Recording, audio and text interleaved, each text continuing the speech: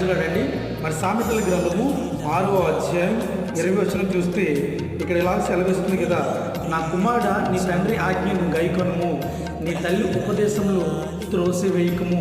ఈరోజు చూస్తే అనేక మంది యవనస్తులు తల్లి తండ్రి మాట వినట్లేదండి, వాళ్ళని ఎదిరికిస్తూ ఉన్నారు.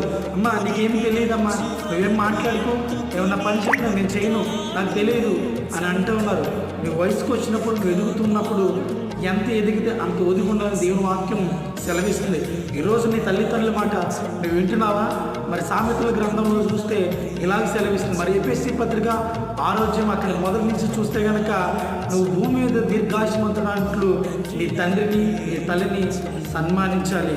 నువ్వు భూమి మీద దీర్ఘాయుష్మంతుడు అవ్వాలంటే ఎక్కువ రోజులు నువ్వు బ్రతకాలంటే కనుక నీ తల్లి మాట తండ్రి మాట వినాలి. నువ్వు తల్లిదండ్రుల మాట విన్నప్పుడే నీకు ఆశీర్వాదం అని బైబిల్ సెలవిస్తుంది. ఇది యెహోవా ఇచ్చిన ధర్మశాస్త్రం ఏది కూడా